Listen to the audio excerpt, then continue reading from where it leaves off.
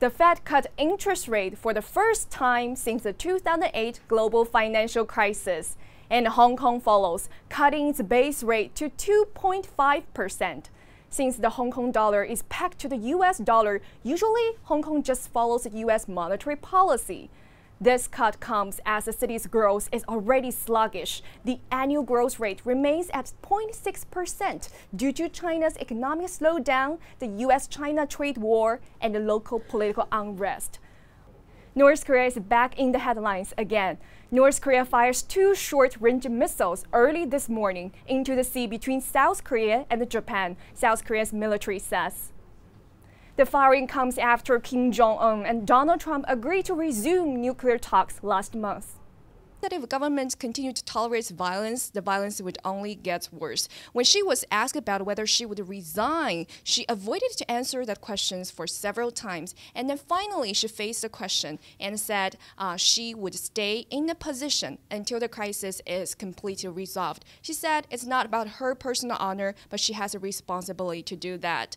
The city of Boston is paying a $5 million settlement to the family of a boy drowned during city-round summer camp session almost 2 years ago.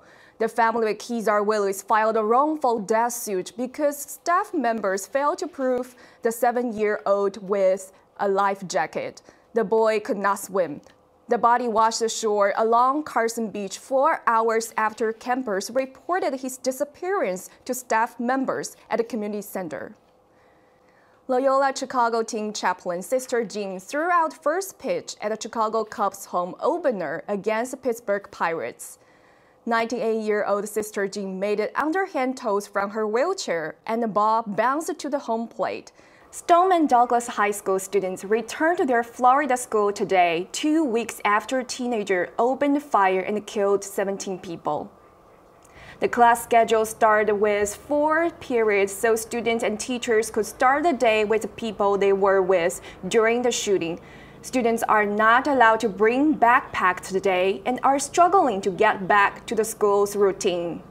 Today, survivors of the deadly Florida high school shooting are taking their cause for gun control to the national as well as the state capitol.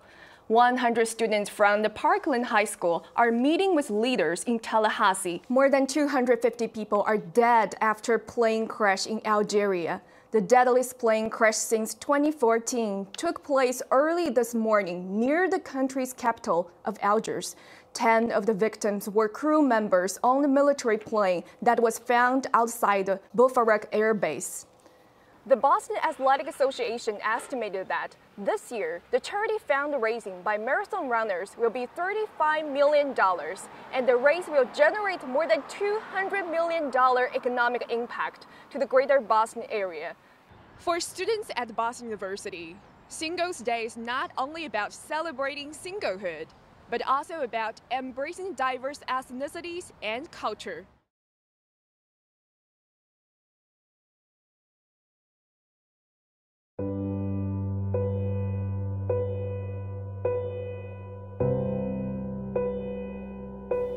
The one that can't be topped for happy was when the mom came in the delivery room and saw the baby for the first time, and she just kept saying thank you over and over again. And it was almost like having a high on life. It was just the most amazing thing to witness. I would say China is certainly one of our top 3 places that we have, and at one point was definitely #1. They want to get American citizenship for their children and then travel documents to get back home. But I think people worry about the future in China, and that it is nice to be able to have that option for their children to have and always be able to come here. Oh, really? You just wanted to use my hand like a pillow? Gestational carriers get paid very well. But it's a risky proposition. I mean, these are often young women who have families of their own. They're often married. So you don't know the potential complications and risks that can develop and how that would impact her family. And so it's a big thing to do. And there's a lot of arguments against exploitation of surrogates. In Europe, I think most of the arguments against surrogacy are from the standpoint of commodifying a female body. I wanted to have a continuous relationship through the pregnancy and afterwards, because to me it's not a business transaction. It means giving someone else the gift of family and being a really special part of that, and getting to experience their joy. It's pretty amazing. There isn't anything else like it.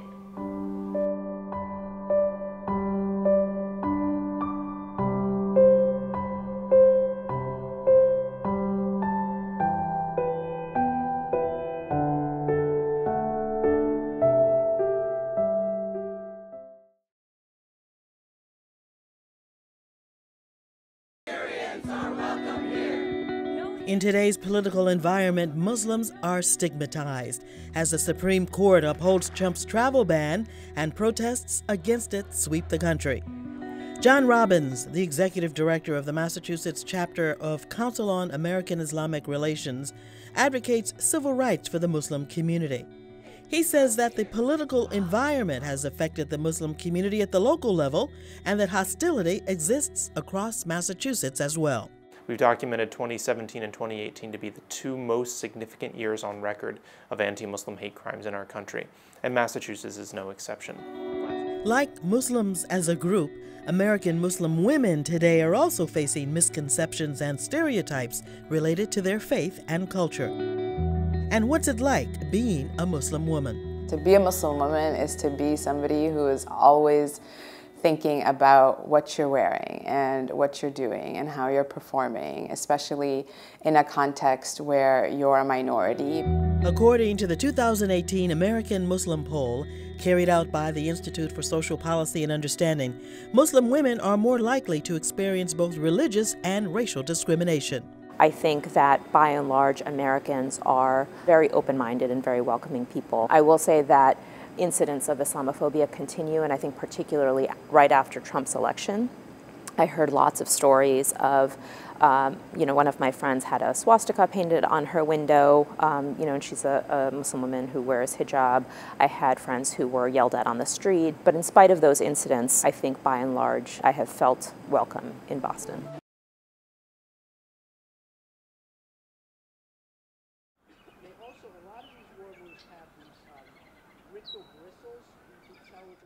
It's spring now. Birds have left their winter homes in the south and are heading to the north. If you walk around Mount Auburn Cemetery, you will see many birds and birders.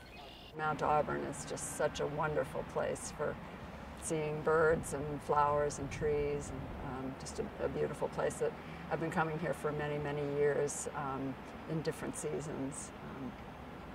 Brooks Mathewson is an urban ecologist and has been observing birds here for 20 years.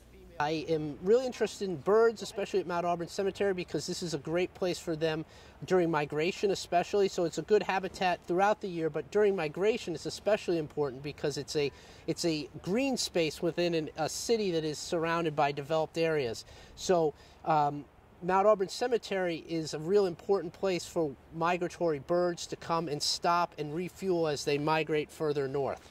And he found that fewer birds come here each year. Since I've been coming, I can, anecdotally it seems like the birds have declined somewhat. You don't necessarily see as large a numbers of birds as there used to be. And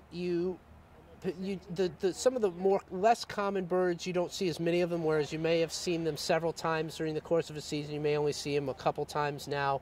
Scientists found that a third of migratory North American bird populations have declined over the past 5 decades. While some species are threatened by human activity, certain species do benefit from conservation efforts and environmental regulations. For BUTV 10, I'm Xia. Eric Pinos, an MIT student, organizes weekly Bitcoin and blockchain workshops. Blockchain is a new technology that cryptocurrency is based on and works like an online distributed ledger. He bought Bitcoin in 2017, and the price has increased about 3,000% since then. Many people say that's not a smart move, some say it's really risky, but for me it's not really trying to make money off of my investment. For me, it's making a statement that I really believe in digital money. Bitcoin is not the only cryptocurrency. AirFox, a startup company in Boston, has developed Air Token, a cryptocurrency that can be used for providing financial services to people without bank accounts. Last year, AirFox raised $1.5 million through initial coin offering. At least in our ICO, you don't have any equity in the company, you're not a traditional investor, and really you're just getting access to the token. That's what you're getting. Whether that's a good purchase or a bad purchase is up to the person who's involved in cryptocurrency. Professor William Grimes at Boston University studies how Bitcoin and blockchains impact global governance. He believes that cryptocurrency can reduce the transaction cost, but there are risks of cryptocurrency. It's problematic as a store of value because the price goes up and down. So much of it is now being driven by speculation. And it has the management of the supply is also kind of arbitrary. The price of Bitcoin has fallen 60% in January this year. Cryptocurrency is also tied with illegal activity such as extortion, money laundering, tax evasion, and contraband transaction. We tried our best to self-regulate, work with our lawyers, create our own policies, anti-money laundering, know your customer, that's KYC, QIB, qualified institutional buyer, like all these different things we're trying to do, but there's really no guidance or framework to do it. So we do our best, I guess. For BUTV, I'm Xiaxue.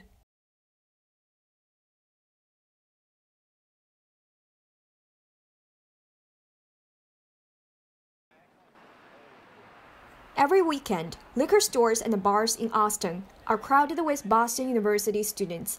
Since September 2017, the Boston University Police Department has carried out more patrols to oversee over-drinking and underage drinking.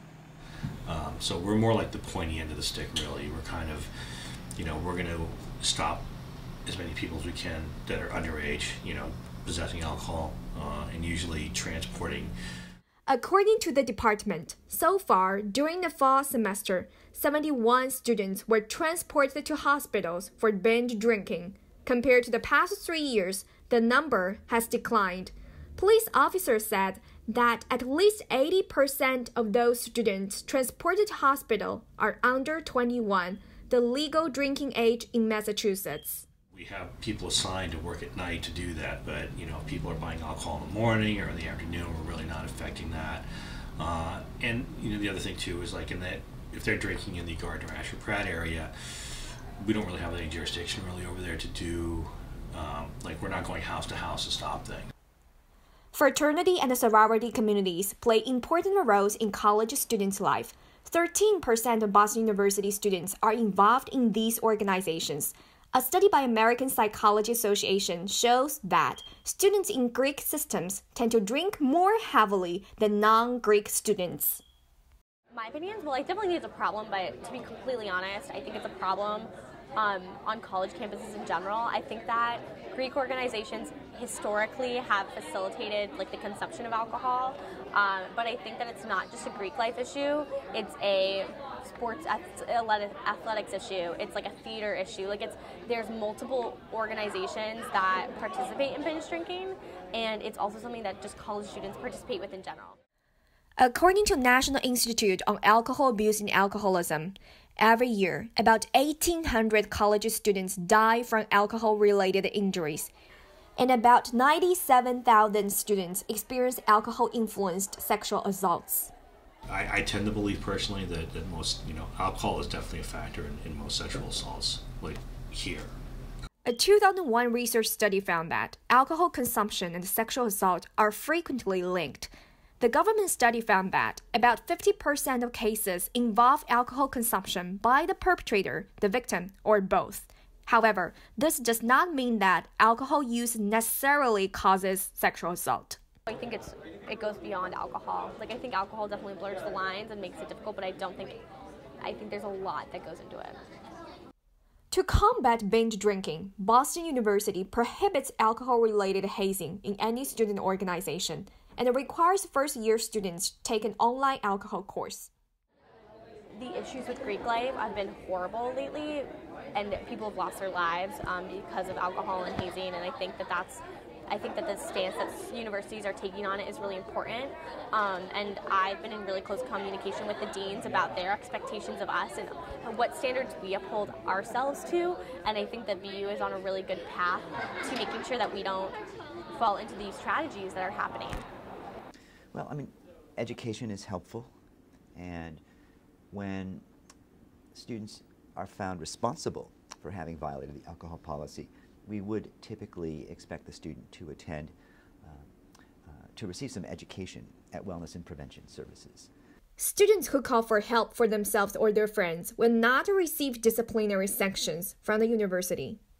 It's important that that students not perceive that calling for help could lead to consequences through the conduct process. I understand that drinking is a part of the university lifestyle. I mean, and people that want to drink will find a way to get alcohol. So my advice to everybody is to, if you're going to drink alcohol, is that you need to protect yourself. For BU News Service, I'm Xia Xue.